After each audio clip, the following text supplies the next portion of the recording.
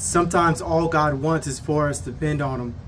I remember years ago, I don't even say years ago, this was back in 2020 and 2021, I was as healthy as can be. I was maxing out my physical fitness tests. Everything in life was going great. Family life was going great. And I remember going to the doctor's office and the doctor made me stay in the office because my blood pressure was so high. Ran a few tests, put me on a bunch of medications for high blood pressure, hypertension, pre-diabetic, kidneys were at a tolerance. There was so much going on inside that I didn't realize that I wasn't doing as well as I felt on the outside. And so sometimes all God wants is us to depend on Him, because at that point it was looking at all these medications, and I remember looking at my wife and I was like, look, I can't take all this medication every day, like it's killing me. And she was like, you better do something because I need you here.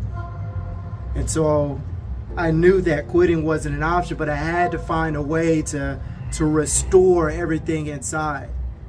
And so part of that was depending on God, utilizing faith, and part of that was exercising some discipline. I went through a complete diet change for 2 years. I cut out the caffeine. There's so many things that I changed about my lifestyle because I wanted something different for myself, and my family wanted something different for me as well.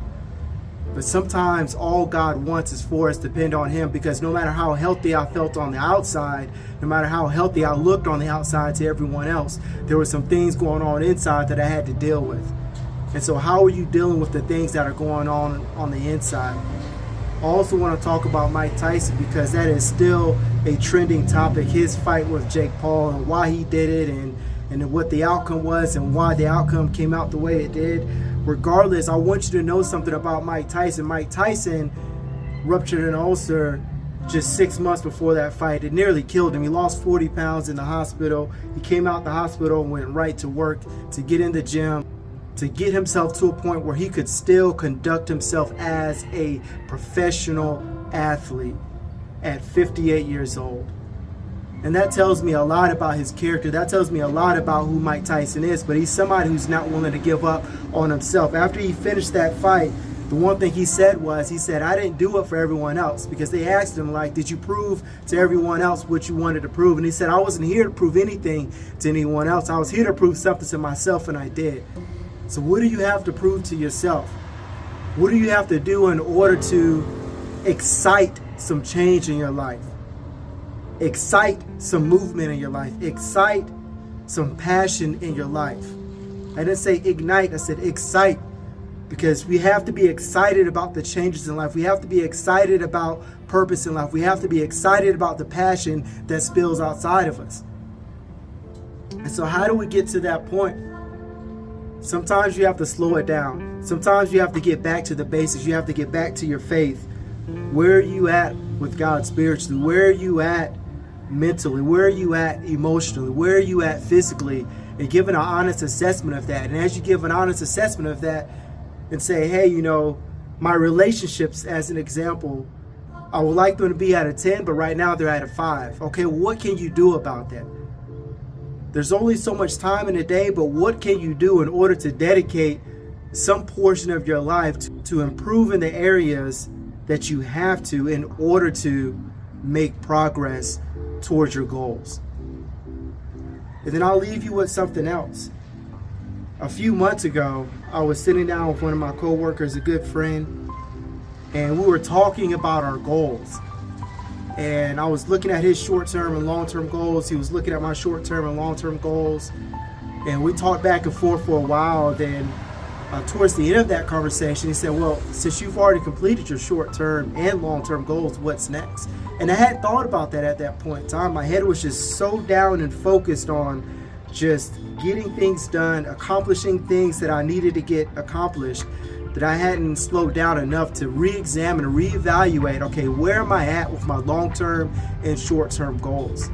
Because I had exceeded every one of them. And so as I reevaluated that, I had to take a look at my life, and it's like, okay, well, if it's in the military, so what have you done already? Top 1% special operations, top 1% again as an E9 in the Army. I said, okay, what's next? Okay, education. Okay, finish my bachelor's, finish my master's. Those were goals. Those are done. Okay, what's next? I think I have to say what's next at this point in time is probably the most important. I want to be in the top 1% financially. I want to put my family in a place to where they never have to think about any type of resource that is needed in order to make progress or to help uplift in some kind of way. And I also know that if I'm going to reach and inspire the millions and the billions of people that God says that I am going to inspire, then it's going to take resources in order to do that. And so I'm praying for those things to come in, but I'm also exercising discipline in my own personal finances right now in order to get there. Because you can have a dream all you want, but if you don't exercise any discipline in your planning, if you don't exercise any discipline in those areas of your life where you can impact it, then you'll never reach those dreams. And so say that dream out loud. That's important. There's a proverb that comes to mind, Proverbs 18:21. It's one of my favorite in the Bible. The power of life and death is in the tongue. So I get in the habit of speaking things out loud and speaking life into things that I want to come to pass, that I want to come true in the future. And so get in that habit of speaking those things, those goals that you have, and then get in the habit of speaking the agenda that you need to follow in order to get there. What things do you have to accomplish in order to get to that overall goal? So set your goals and then reach after them and continue reaching and reaching and reaching. And so just now I talked to you about a few different things, because I want you to get to a point where you are operating in a place of excellence on a consistent basis, where you're operating in a place of success on a consistent basis. So I talked to you about getting right spiritually, mentally, emotionally, and physically. And I gave you a couple of personal examples where I wasn't as fit as I needed to be internally. And so I had to do some work. And so take an honest assessment, ask yourself where you are and where you sit with things, and then put a plan in place and strive to reach your goals. Today is your day to start being successful, but it starts with discipline and it starts with a plan. Say it out loud and then reach for it. I love y'all, and I'm out.